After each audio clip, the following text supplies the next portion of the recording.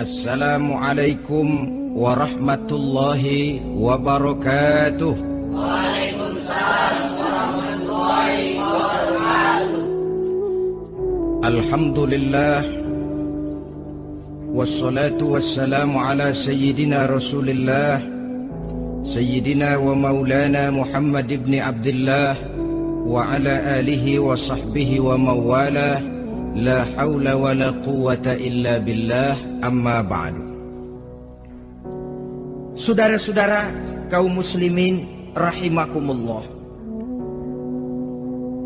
jelasnya Islam menganjurkan kita untuk mengingat mati guna maksud-maksud yang positif, supaya orang lalu sadar hidup ini cuma sebentar. Maka mumpung hidup, nah ini mumpung, tapi mumpung yang baik.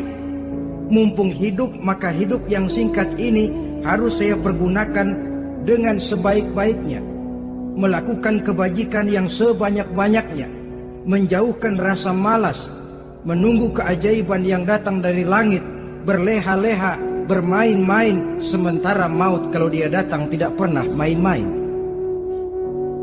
Pantas kalau seorang penyair bernama Syauqi memesankan, tazawwad bittaqwa fa innaka la tadri idza hanna al-lailu hal ta'ishu ila al-fajri, kam min sahihin mata min ghairi illatin wa kam min alilin 'asha hinan min ad-dahri.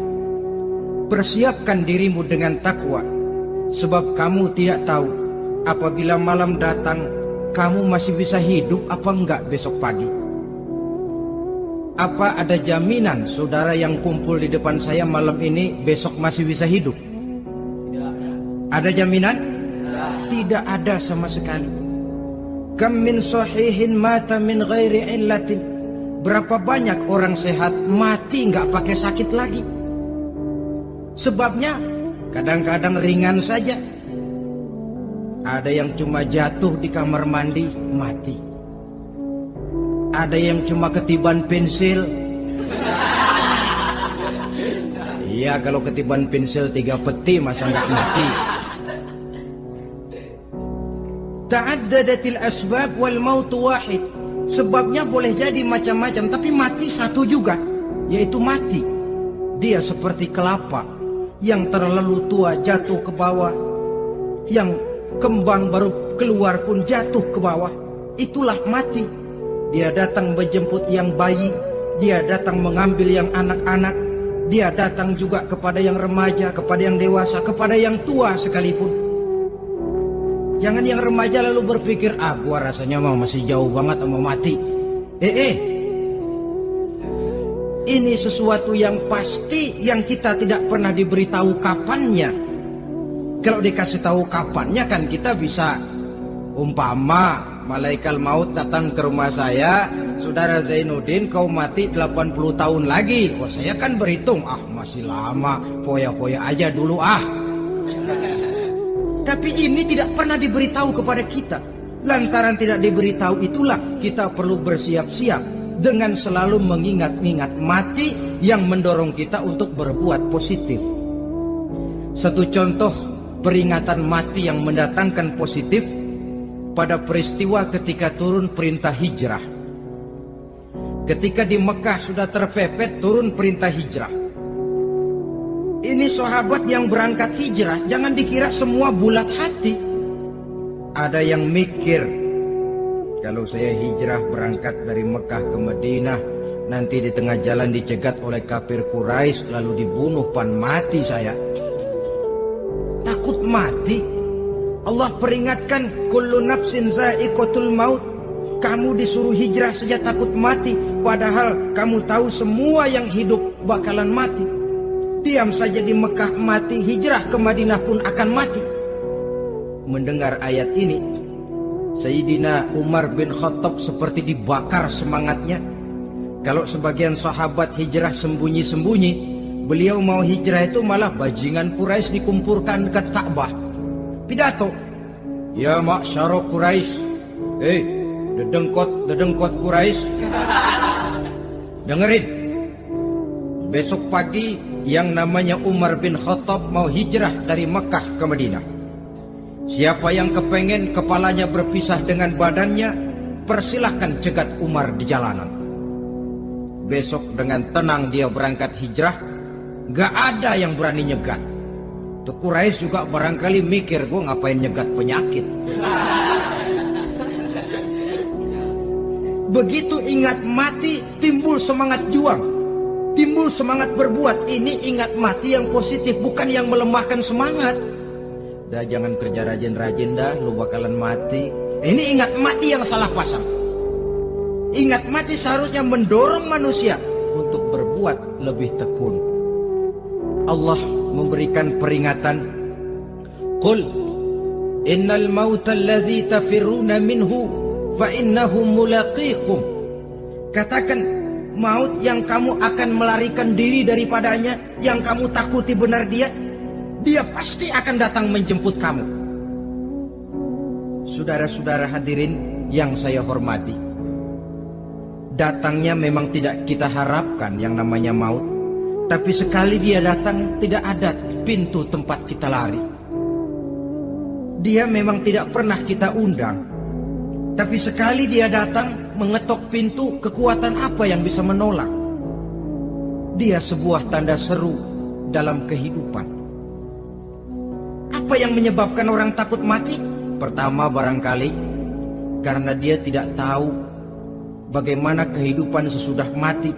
Alam kubur gelap, alam akhirat gelap, sehingga dia bingung. Lantaran bingung lalu jadi takut. Yang kedua boleh jadi oleh bayangan-bayangan dosa yang pernah dia kerjakan di dunia ini. Kerjanya cuma menumpuk dosa. Dia gembira, bahagia, tertawa di atas tumpukan dosanya.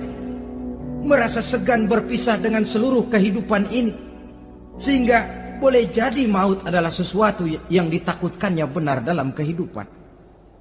Tapi bagaimanapun takutnya, tidak ada tempat lari dari dia. Dalam ayat lain Allah jelaskan, Aynama takunu yudrikumul mautu walau kuntum fi burujim musayyadah. Di mana saja kamu berada, dalam benteng yang paling tangguh sekalipun, maut pasti akan datang menjemput kamu. Nah, bagaimana caranya maut datang menjemput kita? Bila datang dia, sang malaikat pencabut nyawa, malaikat Israel namanya, hendak mengambil roh kita. Dalam suasana macam begitu, di akhir kehidupan dunia, dalam berhadapan dengan sakaratul maut, terbagilah manusia dalam dua bagian besar. Pertama, yang menghadapi sakaratul maut itu dengan husnul khatimah, baik di akhirnya, sehingga pada saat rohnya berpisah dengan jasadnya, kelihatan dia seperti senyum, mukanya cerah. Bahkan sebelum itu boleh jadi dia sempat meninggalkan pesan-pesan yang baik. Ada yang sempat azan, ada yang sempat baca Quran. Pernah kan nemui orang yang mau mati seperti itu? Yang sempat azan, yang sempat baca Quran, yang sempat meninggalkan wasiat-wasiat yang baik. Sebab apa? Malaikat maut datang menjemput mereka juga dengan baik-baik. Dicabut ruhnya perlahan-lahan, tapi sungguh pun perlahan-lahan. Pedihnya, sakitnya tetap tiada tara.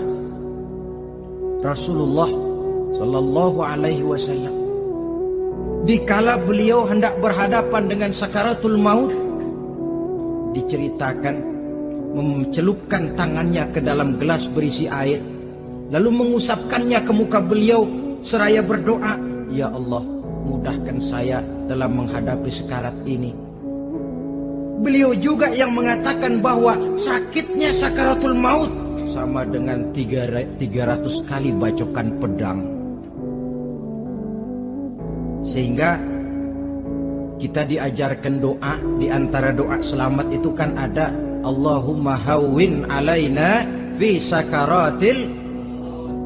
Ya Allah, mudahkan saya di dalam menghadapi sakaratul maut itu. Ketika ruh ini keluar dari jasad, mata masih mengikuti ruh itu.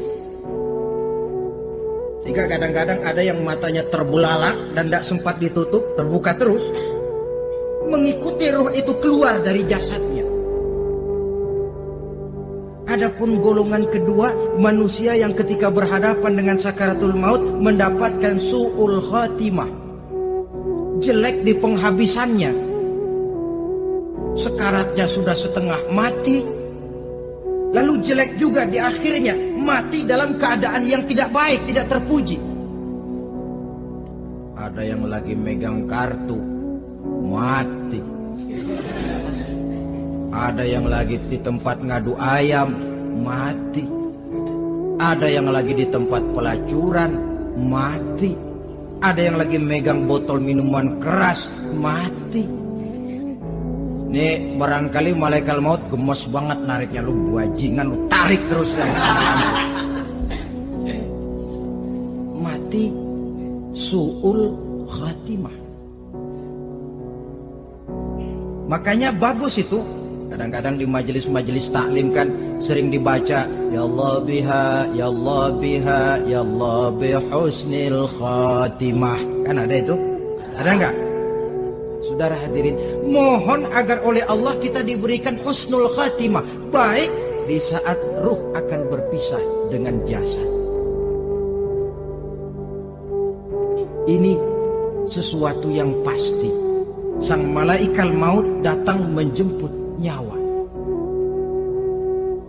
Setelah ruh berpisah dari badan, maka tinggallah sang badan, ditangisi oleh semua yang kita tinggalkan.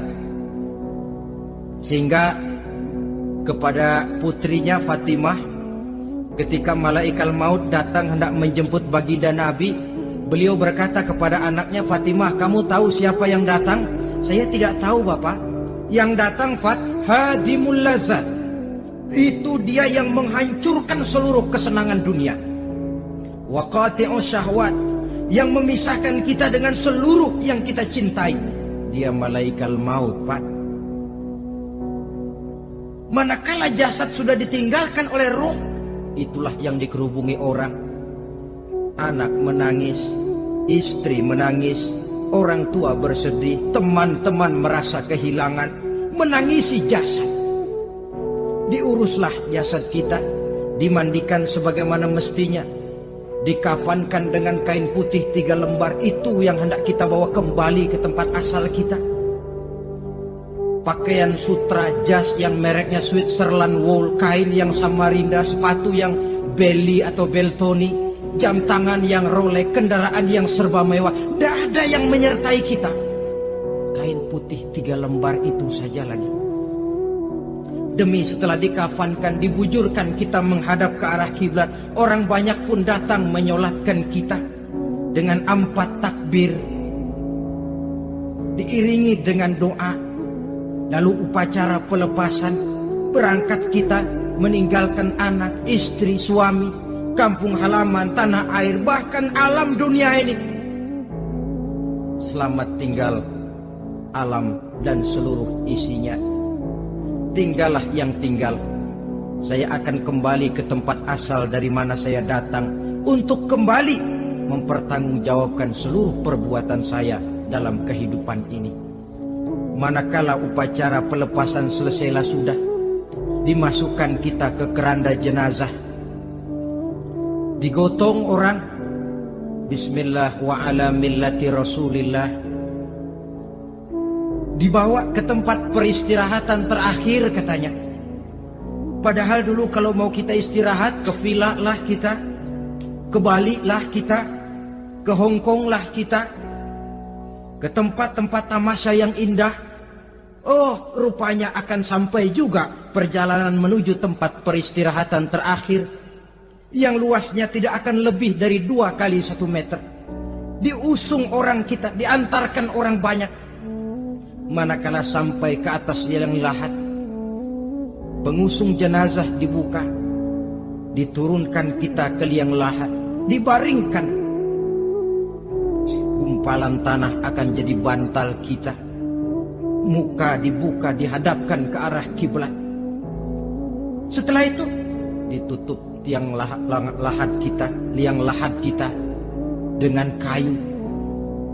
Masih belum kurang diuruk dengan tanah. Yang menguruk orang-orang yang tadinya mencintai kita, menyayangi kita. Tapi ketika jasad sudah ditinggalkan ruh, habis rupanya cintanya. Coba jasad kalau sudah ditinggalkan ruh, 3 hari aja di rumah serem. Ya mayit, siapa yang betah nemenin mayit? Lalu bila upacara pemakaman selesai, maka berusahalah semuanya. Para pengantar akan kembali ke rumahnya masing-masing. Maka masuk kita ke alam kehidupan, yaitu yang disebut alam barzah atau alam kubur. Apa selesai hidup sampai di situ? Tidak. Hanya beberapa langkah. Setelah yang mengantar kita pulang, diriwayatkan dalam hadis Bukhari dan Muslim, bila seseorang sudah diletakkan di kuburnya, lalu yang mengantar kembali pulang, maka roh si mayit akan dapat mendengar bunyi terompah orang yang pulang itu. Bunyi terompahnya terdengar. Datang 2 malaikat menanyakan dia dengan pertanyaan-pertanyaan yang kalau bisa dijawab dengan betul. 2 malaikat yang bernama Munkar Nakir akan bilang, jawabanmu betul. Tenanglah kau di sini, naumatal arus. Tidurlah kau di sini seperti tidurnya pengantin. Orang yang baik-baik di alam kuburnya akan mendapat nikmat kubur. Sehingga masa penantian yang lama, sebab jangan lupa, kita masuk ke kubur itu kan menunggu sampai datangnya hari kiamat. Jadi kalau kiamat umpama masih 1000 tahun lagi, ya 1000 tahun kita menunggu. Orang yang baik-baik penantian di alam kubur, kata malaikat, naumatal arus. Tidurlah kamu seperti tidurnya pengantin. Bagaimana sih tidurnya pengantin? Nggak berasa. Iya, kata anak sekarang, endah aja udah. Begitu mendusin pagi, kata lakinya, malam sebentar bener ya Neng. Sebentar betul katanya malam. Iya tentu saja tidak terasa. Kenapa? Dia tidak pernah memikirkan waktu. Terbawa oleh kenikmatan dan kelezatan yang dirasakannya dalam kehidupan. Tapi orang kafir, orang yang dosanya bertumpuk, tidak sanggup menjawab pertanyaan 2 orang malaikat, maka dia akan mendapat azab di alam kuburnya terus menerus siang dan malam sampai datangnya hari kiamat. Ibarat maling ayam ketangkep, belum masuk pengadilan udah digebugin duluan. Kan begitu kan? Ada maling ayam nggak di sini? Nah, itu yang nyaut tadi pengalaman itu. Di sidang belum, divonis belum, digebukin babak belur. Saudara hadirin, maka alam kubur bisa merupakan raudhatun min riyadil jannah. Taman di antara taman-taman surga, pun juga bisa merupakan hufratun min hufarin niran, menjadi liang daripada neraka. Ada lagi riwayat yang dari Imam Muslim yang diperoleh dari Zaid bin Sabit. Zaid bin Sabit cerita, satu hari kami bersama Rasulullah SAW berada dalam kebun kepunyaan Bani Najjar. Rasulullah sedang duduk di atas keledai. Tiba-tiba entah bagaimana itu keledai terkejut, kaget, berontak, hampir Rasulullah jatuh. Rasulullah kemudian bertanya, rupanya di kebun itu ada kuburan tua, 5 atau 4 kuburan. Rasulullah lalu bertanya, saudara-saudara ada yang tahu nggak ini kuburan siapa? Nggak ada ya Rasulullah. Memang kenapa? Ini penghuni kuburnya lagi disiksa oleh Allah. Andai kata boleh saya mohon kepada Allah supaya kamu dengar seperti yang saya dengar. Andai kata saja kamu kuat mendengarnya, saya pasti akan berdoa. Tapi sayang, saya yakin kamu pasti tidak akan kuat mendengar mereka mendapat azab di kuburnya. Hadis sahih riwayat Imam Muslim dari Zaid bin Sabit. Kehidupan di alam barzah. Pak, iya kalau yang matinya dikuburin. Lah kalau yang matinya diceburin ke laut, dibakar, di medan perang hilang gak ketahuan kemana jenazahnya. Saudara, hilang kek, dikubur kek, di dalam lautan direndam kek, itu kan cuma logika kita.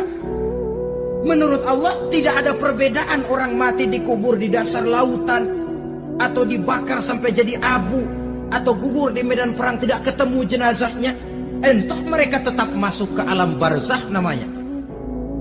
Jasad boleh hancur, tapi roh sebagai sumber kehidupan, pusat kesadaran dan pengertian, dia tetap ada, mengalami kebahagiaan dan kegembiraan, atau mengalami kepedihan dan penderitaan, bergantung kepada amalan yang kita lakukan dalam kehidupan di dunia ini.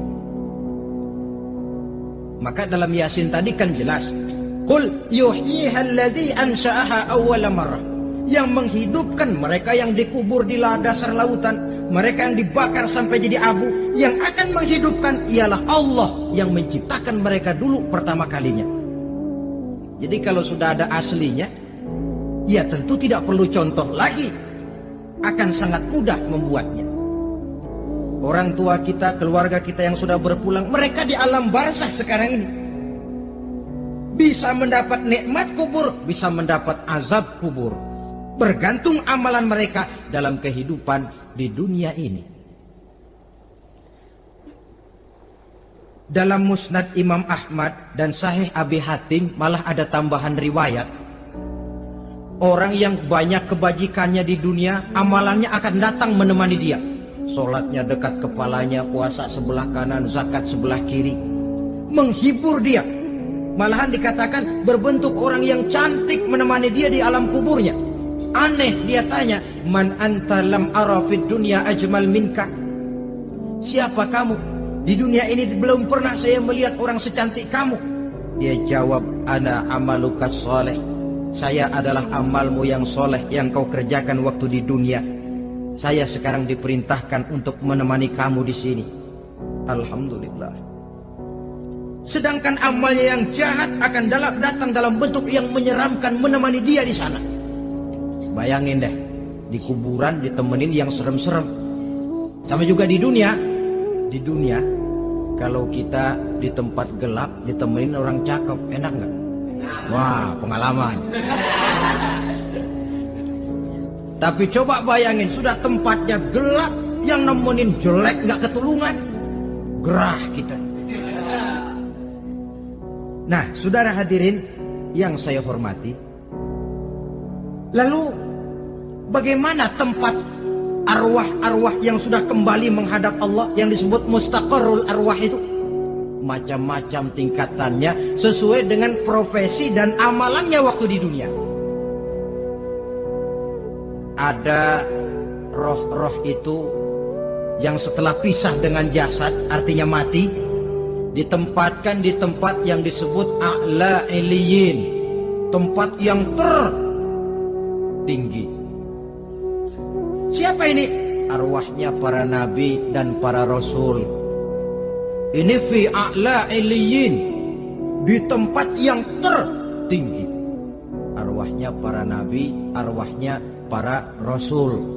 Dan karena kita bukan nabi, bukan rasul, ya jangan mimpi dapat tempat fi a'la iliyin, kecuali kalau Allah menghendaki. Itu hak prerogatif Allah, tapi kan tidak adil kalau Allah melakukan itu.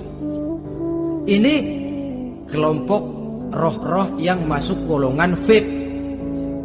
Wah, the first class. Para nabi, para rasul. Lalu ada pula roh-roh itu yang setelah pisah dengan jasadnya diumpamakan seperti burung-burung hijau yang berterbangan di perkebun-kebunan surga.